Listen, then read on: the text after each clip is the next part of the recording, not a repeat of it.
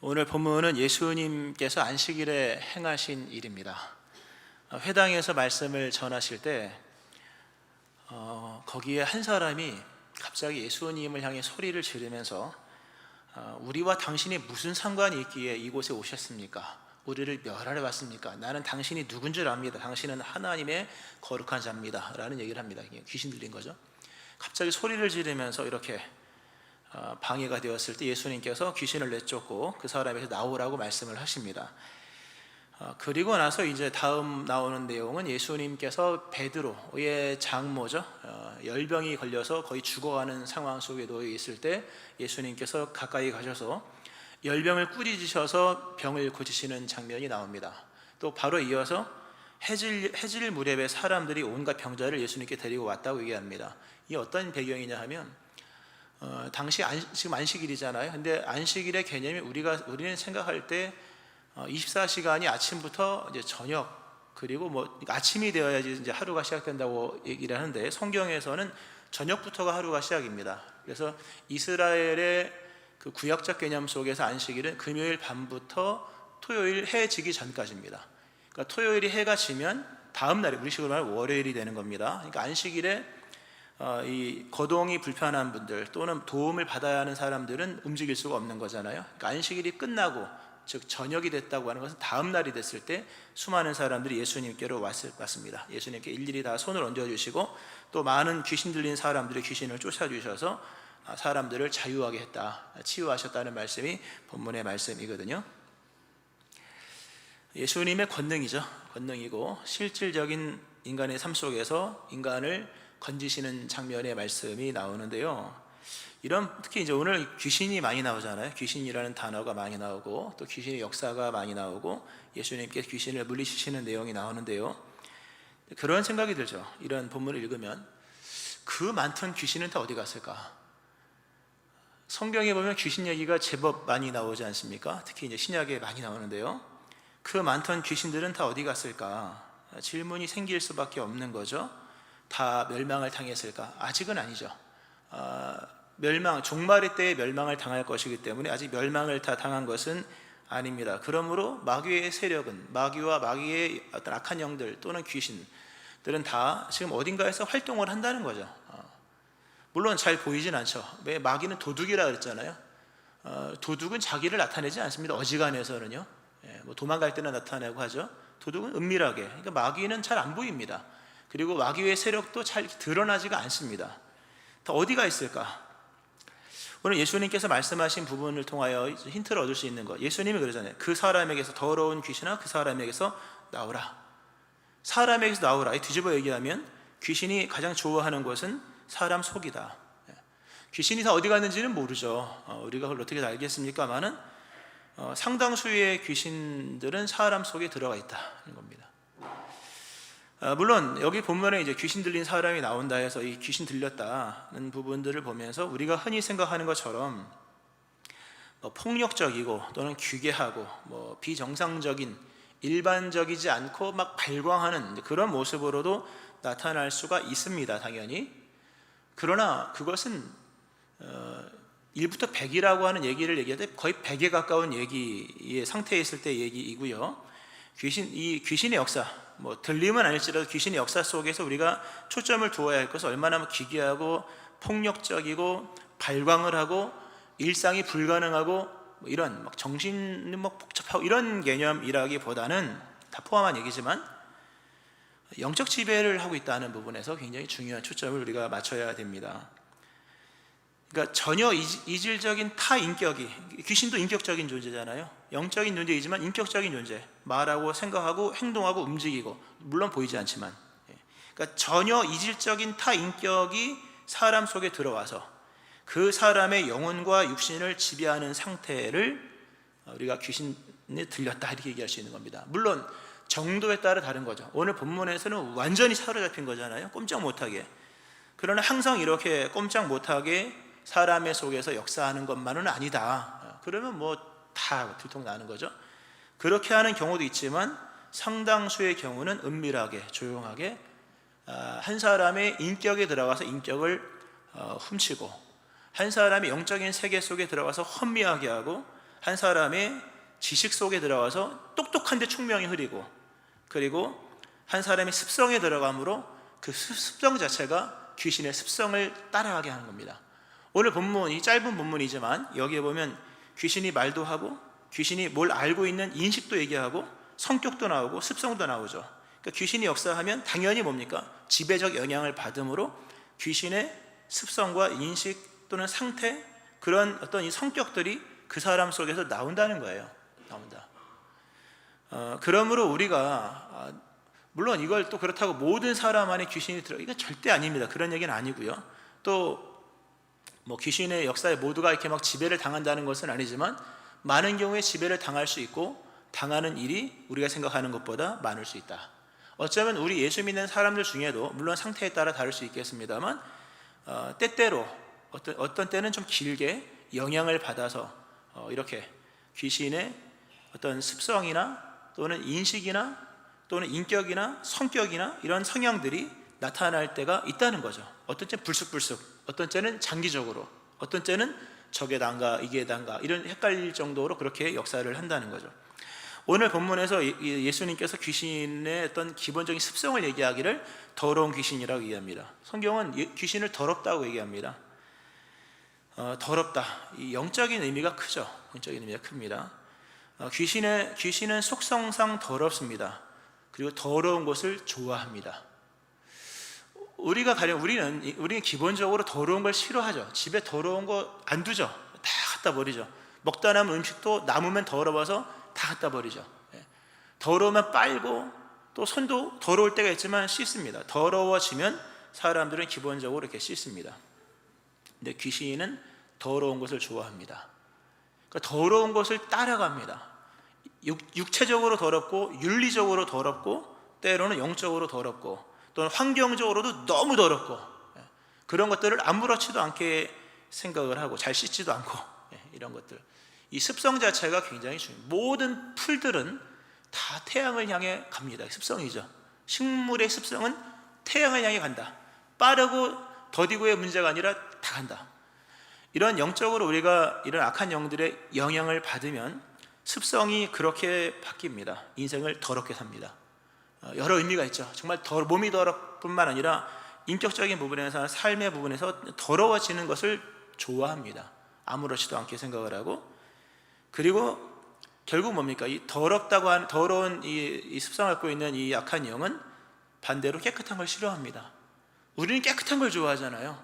아주 깨끗한 거, 새 것을 좋아하고 깨끗한 걸 좋아합니다, 기본적으로.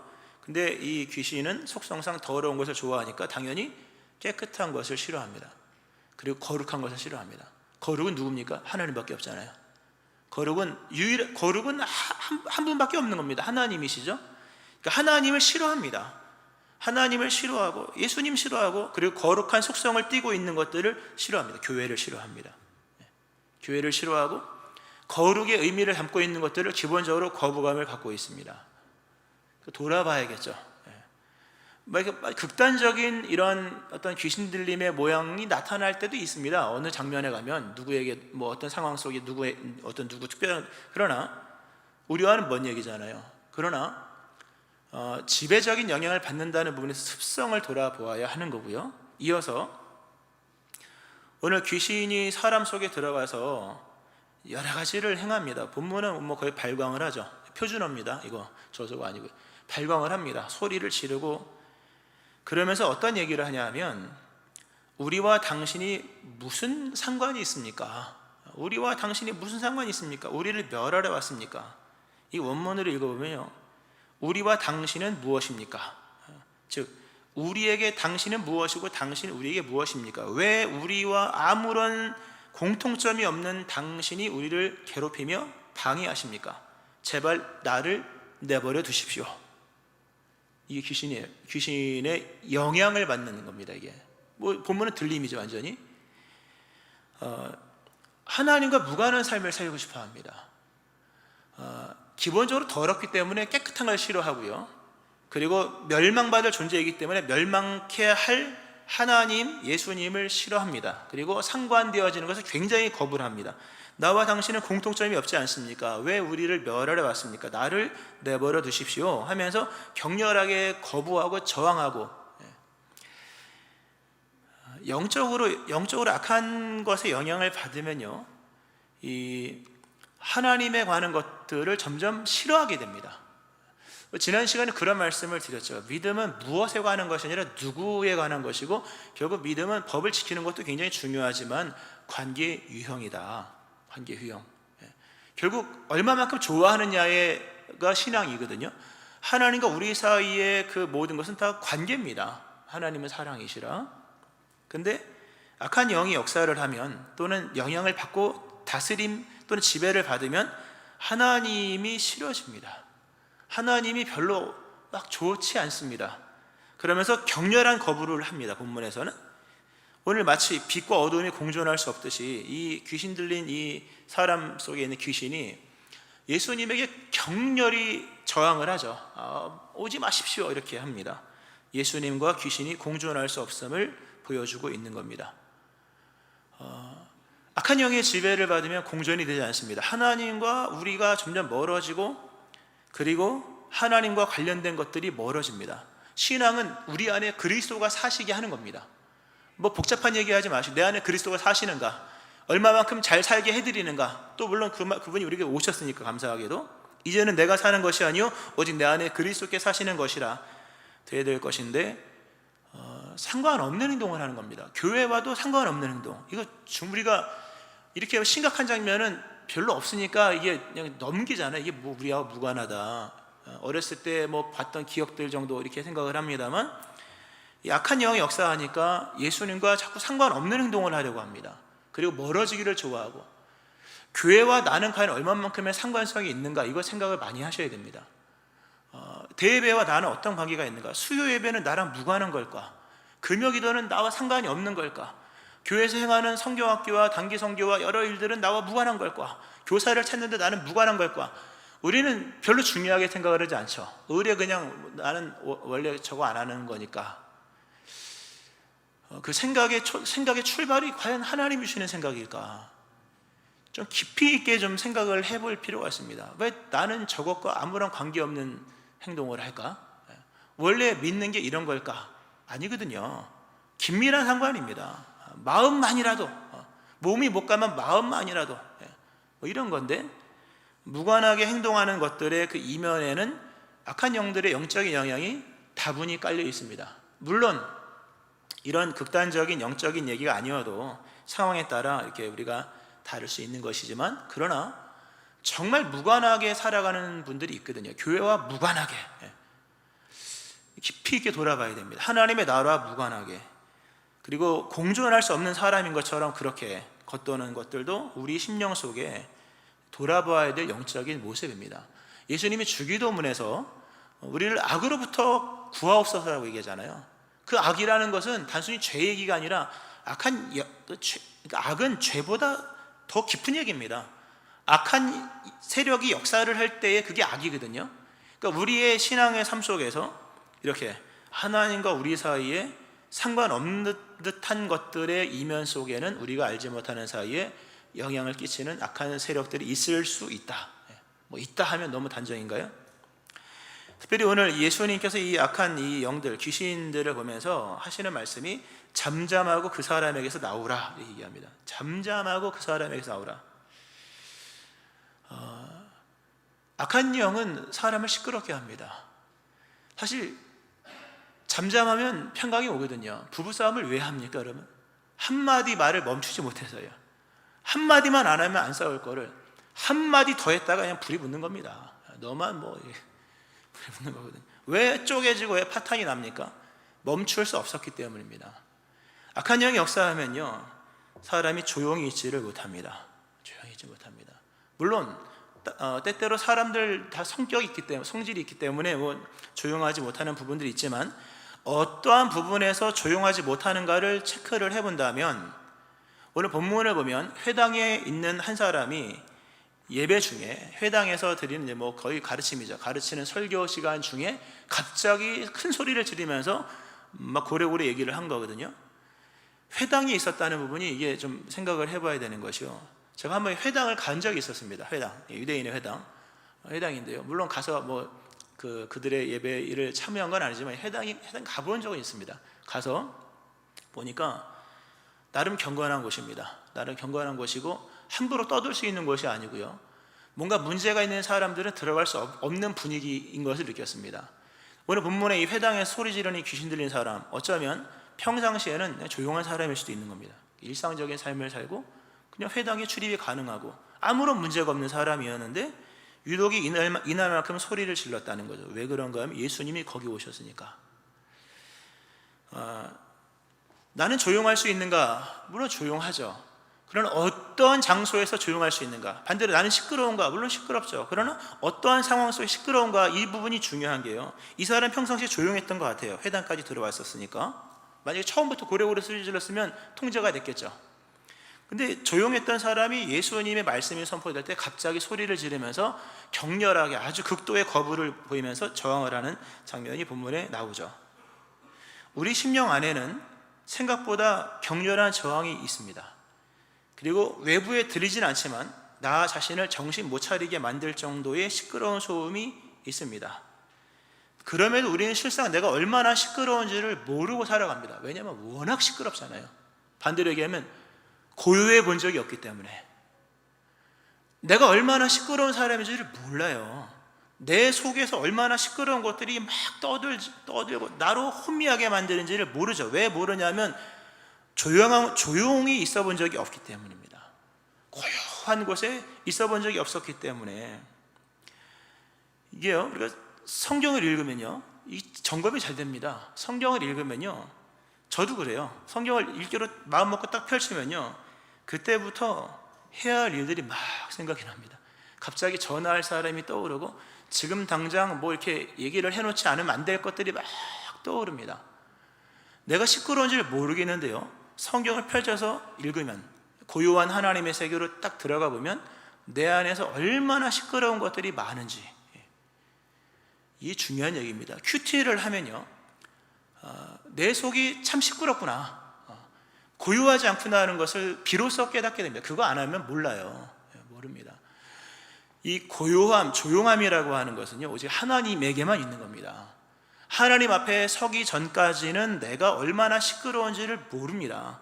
얼마나 시끄러운 것들이 내 속에서 주도하는지를 몰라요. 근데 성경을 펼쳐서 읽어보면요, 죄송하지만 성경 한 장도 못 읽을 분들이 있을 겁니다. 5장도 못 읽은 분들이 있을 거예요. 안 읽어져요. 고요하지 않으면 안 읽어집니다. 목사님, 큐티가 너무 어려워요, 이런 분이 가끔 있어요. 큐티가 어려운 게 아니라 마음이 조용해지지 않은 겁니다, 여러분. 그러니까 마음이 잠잠하게 되지 않으니까 묵상이 안 되는 거예요. 큐티가 어려울 게 뭐 있으면 읽고 내 생각 쓰면 되는 건데, 그죠? 하나님과 만남의 그 장면을 그냥 보고 쓰면 되는 거예요. 하나님 내 계신 마음을 쓰면 되는 것인데, 고요해지지 않고 시끄러우니까 묵상이 안 되고 어렵게 느껴지는 거예요, 그게. 근데 사람들은 어렵다고, 큐티가 어려워요. 심지어 성경은 때때로 어렵죠. 설교도 마찬가지입니다. 이게 마냥 어려운 건 아니거든요. 그러니까 고요할 수 없기 때문에 고요할 때에만 알 수 있는 것들을 놓친다는 거죠. 그러니까 악한 영들이 우리 안에 역사하면 뭐 이상한 행동을, 기이한 행동을 하는 것이 아니라 조용하지 못하다는 겁니다. 우리 하나님께서 이사야서의 말씀에 이런 말씀을 합니다. 주 여호와 이스라엘의 거룩하신 이가 이같이 말씀하시되 너희가 돌이켜 조용히 있어야 구원을 얻을 것이요 잠잠하고 신뢰하여야 힘을 얻을 것이거늘 너희가 원하지 아니했다. 조용히 있어야 구원을 얻고 잠잠히 신뢰하여야 힘을 얻습니다.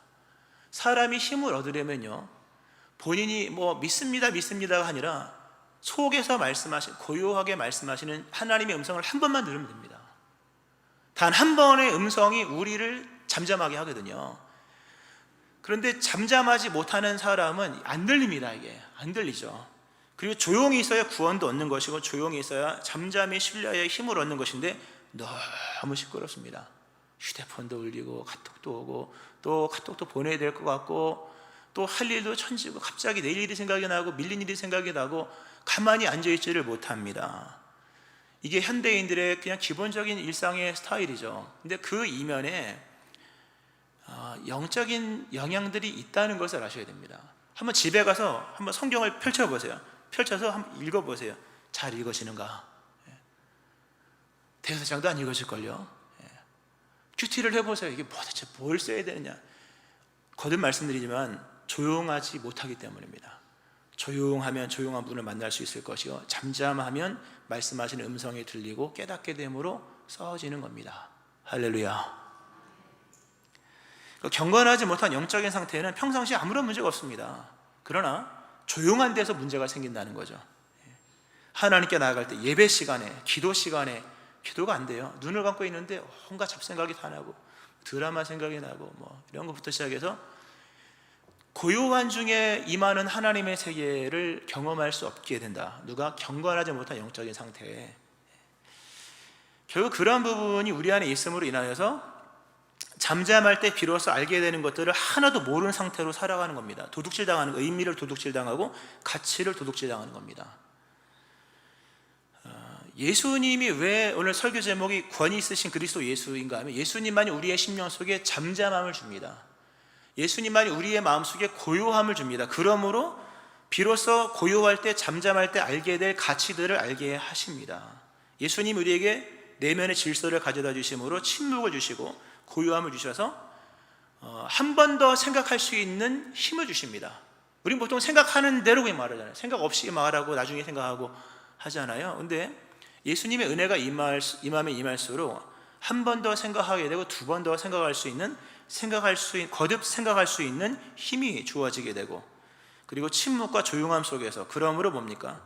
조용한 중에 하나님을 생각하게 되고, 그리고 고요한 중에 인생의 가치들을 깨닫는 겁니다. 가정이란 무엇인가?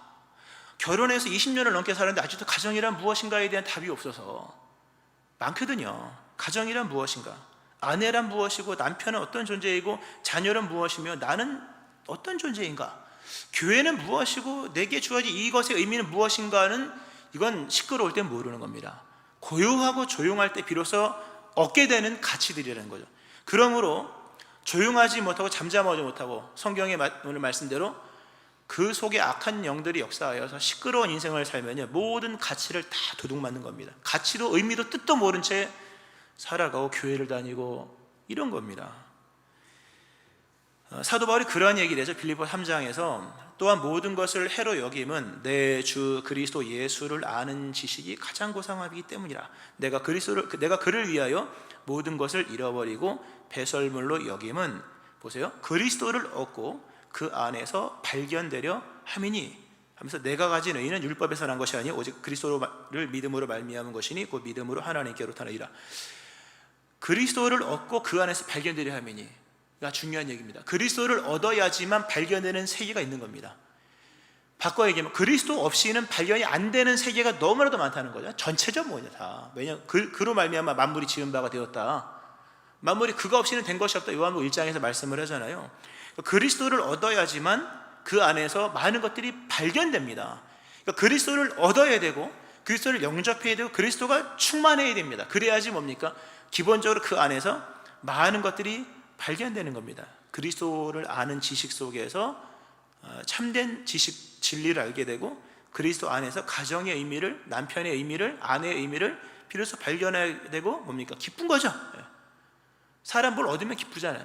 거기서 드디어 얻게 되는 내용들을 가지고 기쁨이 충만한 삶을 살게 되는 것이다, 겁니다. 그러니까 우리가 알고 보면 영적으로 들어가서 삶을 진단해 보면요, 진짜 우리가 이런 영적인 영향을 상당히 많이 받고 있구나. 물론 귀신이 모든 매사에 뭐 이런 콩나라 판나라는 건 아니지만 영향이 충분히 있을 수 있다. 우리가 그냥 나는 성격이 너무 산만해요, 뭐 이런 것들부터 시작해서 나는 성격이 급해요, 나는 생각이 짧아요, 원래부터 뭐 덤벙덤벙해요, 이런 것들 있지 않습니까? 원래가 아닙니다, 여러분. 깊이 있게 돌아보셔야 합니다.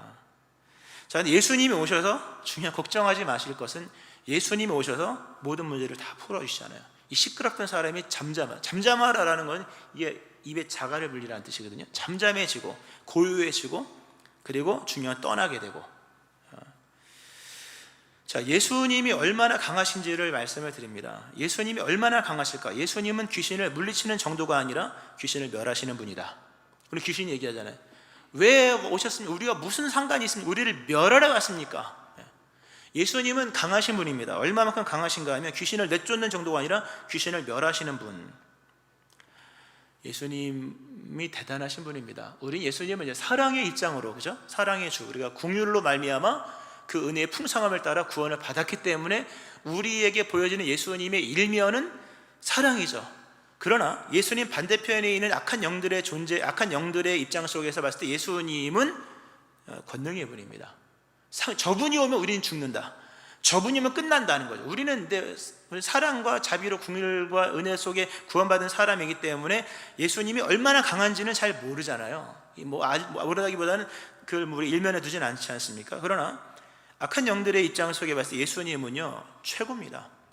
예수님 오면 다 끝나는 겁니다. 그러므로 예수님 없는 곳을 이게 피해 다니는 거거든요. 오늘 예수님께서 귀신을 쫓아내십니다. 그런데 말씀으로 쫓아내시죠. 참 대단한 겁니다. 예수님이 귀신을 쫓아내시는데 더러운 귀신아 그 사람에게서 나오라, 잠잠하고 그 사람에서 나오라고 얘기하셨을 때 귀신이 나옵니다. 예수님 참 권세 있으십니다. 예수님은 말씀으로 모든 것을 움직이십니다. 손발이 필요한 분이 아닙니다. 창조하실 때도 말씀으로 창조하신 분입니다. 그리고 귀신도 말씀으로 내쫓습니다. 그리고 귀신뿐만 아니라 바람과 파도도 한마디만 하면 잠잠하게 됩니다. 대단한 거죠. 아무리 돈이 많은 회장이라도 바람을 움직일 수는 없습니다. 몰아치는 풍랑을 잠잠하게 할 수 있는 사람은 아무도 없습니다. 왜? 그건 인격적 존재들이 아니거든요. 말귀를 못 알아듣는 것들이잖아요. 근데 예수님은 말귀를 알아들을 수 없는 그 대물들, 인격이 아니라 대물들에게도 말씀하시면 그게 움직인다. 결국 우리는 많은 것들이 이건 안 움직이는 거고 이건 끝난 거고 저건 죽은 거고 고정된 거라고 얘기하지만, 그러나 권위 있으신 예수님이 오셔서 한마디 하시면 모든 것들은 그 말씀을 따라갈 수밖에 없습니다. 왜냐하면 그것을 만든 분이 예수님이기 때문에. 예수님은 대단한 분입니다. 위대한 분이죠. 그런데 그 위대함은 말씀이다 거죠. 오늘 특별히 오늘 본문을 보면 예수님에게 권위와 능력이 있었다. 이 어떠한 말씀인고 하면서 그 말씀에 권위와 능력이 있다고 36절에 나오죠. 권위는 엑수시아고 그 능력은 디나미스입니다. 제가 순서를 달리 설명하면 디나미스는 이 능력인데요, 사도행전 1장 8절에도 나오죠. 성령 임하시면 권능받고, 무력적 힘입니다. 실제로 나가서 싸울 때 일격을 가할 수 있는 무력적 힘입니다. 그게 예수님에게 있다는 거죠. 반면에 이 권위라고 하는 것은 엑수시아, 권세를 말하는 겁니다. 이건 무력적 힘이 아니라 그 위치에서만 낼 수 있는 권세를 말합니다. 가령 대통령은 힘이 센 분이 아니잖아요. 무력적 힘이 센 분이 아니라 권세가 있는 분이죠, 그죠? 대통령이 물론 최고가 있는 분이라 그렇지만 그 육체의 힘으로 일하는 게 아니잖아요. 권세로 일하는 거잖아요. 예수님에게는 그 위치에 있는 그 권세가 있고 동시에 힘으로도 예수님은 모든 만물보다 뛰어난 힘을 갖고 있죠. 바람과 파도도 귀신도 다 복종하니까. 오늘 본문에서 예수님이 귀신을 쫓아내십니다. 그런데 귀신과 싸워서 쫓아낸 게 아니라는 점을 기억하셔야 됩니다. 귀신과 싸운 게 아니잖아요. 예수님께서 싸워서 치고받고 싸워서 드디어 이겼다, 내가 너의 힘을 내 힘으로 이겼다가 아니라 예수님은 권위로 승리하신 겁니다. 접전했습니까? 안 했죠. 싸웠습니까? 안 싸웠죠. 그냥 나가는 거예요. 예수님은 바로 이런 분입니다. 권세를 가지신 분, 힘을 쓰지 않아도 명령만으로도 된다. 귀신과 싸워서 이기는 분이 아니라 명함으로 이길 수 있는 분이다. 명함은 힘으로 제압할 필요 없이 그저 명령 하나면 충분한 겁니다. 우리가 누리는 그리스도 예수 이름의 특권이 바로 이겁니다. 우리의 힘으로 싸우는 게 아니라 그분의 권세로 싸우는 겁니다. 예수 이름으로 기도하고 예수 이름을 명하고 할 때 결국 물러가고 해결이 되어지는 것은 힘이 아니라 권세가 있기 때문입니다. 오늘 예수님은 권세로서 귀신을 명하셨다. 그러므로 예수님을 믿고 그분의 주권과 그분의 그 어떤 주인됨을 인정하며 예수님을 우리 안에 모시고 있을 때 나는 약하지만 그 권세로 말미암아 우리는 승리를 하게 되는 겁니다. 물론 우리에게 권능이 필요하죠. 왜? 현실을 살아가야 되니까. 그죠? 현실적인 부분에서도 또 뭔가를 해야 되잖아요. 결과를 만들고 결론을 이끌어내고 또 실제로 여러 이렇게 해야 될 부분도 있기 때문에 힘이 필요하죠. 성경에서도 믿음을 굳건하게 저를 대적하라. 버티고 있을 정도의 힘은 있어야 됩니다. 버티고 있을 정도, 시간이 오기까지, 하나님의 동이 터올 때까지, 그 뜻이 충만함으로 임할 때까지 버틸 수 있는 힘은 당연히 있어야겠죠. 그러나 우리에게 있는 승리는 그리스도 예수의 이름의 권세에 있는 겁니다. 이 믿음. 말씀을 정리하면서 예수님 대단하시죠? 한 번도 싸우지도 않고 링에도 올라가지 않고 졌어. 그러니까 진 거거든요, 마귀가. 여기서 본문에서 보여준 것은 이렇게 긴밀하게 영향을 끼치는 악한 세력들이 결국 알고 봤더니 물리칠 수 있는 존재들이었다. 우리의 삶에 있는 많은 것들은 알고 봤더니 물리칠 수 있는 것들이었고 때로는 분리시킬 수 있는 것들이었다는 겁니다. 지금까지 한평생을 살면서 한 사람의 인격 속에서 아주 이질적인 어떤 다른 인격이 우리에 들어와서 우리의 인격이나 성격이나 말이나 삶의 방식이나 이런 지향점이나 습성에 영향을 지대에 끼쳐서 원래부터 그런 줄 알고 있었던 우리 자신, 나는 원래 성격이, 성질이 이런 것들 원래 그런 줄 알고 있었는데 알고 보니까 지배를 또는 영향을 받고 있는 것이었고 해결될 수 없는 것인 줄 알았더니 해결될 수 있는 것이었고 그리고 분리될 수 있는 것이었다는 사실을 본문은 말해주는 겁니다. 중요한 얘기입니다. 우리에게 진짜 필요한 것, 물론 우리는 노력을 했죠. 지금까지 성경을 보면 귀신을 쫓아내기 위해서 쇠사슬에도 묶어놓고 여러 가지 일들을 다 썼지만 예수님이 오시기 전까지는 해결이 안 됩니다. 우리는 예수님과 상관없는 삶을 살면서 인생, 인격, 지식 또는 삶의 것들을 고치고 해결하기 위해서 애를 썼습니다만 예수님과 상관하기를 싫어하면 인생의 문제는 해결되지 않습니다. 예수님이 오셔야지만 해결되는 거죠. 그러므로 예수님이 우리 안에 충만하셔야 됩니다. 날마다 그분과 긴밀해야 되고요, 그분을 인정해야 되고 그분을 따라야 되고 그분의 권세를 인정하고 그분이 나에게 말씀하시게 하셔야 됩니다. 예수께서 우리 안에 주인 되어 권위와 능력으로 역사하실 때 비로소 우리도 감지하지 못하고 있는, 또 우리가 너무 오랜 세월 동안 너무 나의 인격과 밀착되어서 원래 그게 나인 줄 알고 있는 나의 모든 것들이 변화되고 또 영적인 승리가 있는 겁니다. 말씀 맺으면서요, 그렇지만 오늘 본문의 말씀을요 그냥 개인에게만 적용하시기 바랍니다. 이 말씀을 듣고 우리 남편이 어쩐지 이상해, 알고 봤더니 귀신이 있어서 그렇게 하면 안 됩니다. 여러분, 오늘 이 말씀은 각자 개인에게만 적용하고요, 혹시 만약에 진짜 의심할 수 없는 확신이 누군가에게 든다 그러면 이해의 차원으로 그리고 기도의 차원으로만 가셔야지, 가서 설교 들었더니 당신 그거 귀신이래 이러면 끝장나는 겁니다. 오늘 이 말씀을 우리 각자의 세계 속에만 적용을 하시기를 바라고 예수님을 잘 믿으셔야 됩니다. 무관하게 그렇게 하면 안 됩니다. 예수님과 긴밀한 삶을 살고 온전하게 믿을 때 비로소 그리스도 예수의 권위가 임하면서 잠잠하게 되고 조용하게 되고 평강이 있으면서 비로소 내가 누군지를 알게 되고 삶이 무엇인지를 깨닫게 되고 가정의 의미, 남편과 아내의 의미, 교회의 의미를 깨달으면서 의미를 되찾아오는 승리를 하게 되고 뿐만 아니라 실질적인 삶에서도 마귀가 떠남으로 삶의 큰 변화도 일어나는 겁니다. 이 은혜가 여러분 가운데 충만하기를 주의 이름으로 축원합니다. 아멘. 기도하시겠습니다. 하나님 아버지, 우리가 알지 못하는 사이에 여러 악한 영들의 영향을 받을 때가 많은 것을 봅니다. 말씀 앞에서 잠잠할 수 없고 묵상 앞에서 묵상되지 아니하므로 그저 어렵게만 여겨지고 기도할 때 잠잠히 조아려 눈을 감고 나가지만 끊임없이 속에서 솟아나는 여러 잡음들, 소음들로 인하여서 진실하게 기도하지 못할 때가 참 많습니다. 예수님 오셔서 그 권위와 능력으로 우리를 다스리심으로 모든 소음과 잡음들이 다 사라지게 하시고 모든 염려와 근심들이 다 떠나가게 도와주시며 고요한 중에 주의 얼굴을 구하고 잠잠한 중에 하나님을 신뢰하여 힘을 얻게 도와주시고 삶의 참된 의미를 되찾아올 수 있도록 인도하여 주옵소서. 예수님을 신실하게 믿을 수 있게 도와주시고 예수님을 우리의 주인으로 그 권위와 능력을 인정하면서 통치를 따르는 중에 삶의 새로운 질서가 임하고 새로운 승리가 주어지고 인생의 외형에서도 큰 변화가 있는 삶이 되게 하여 주옵소서. 예수님 이름으로 기도합니다. 아멘.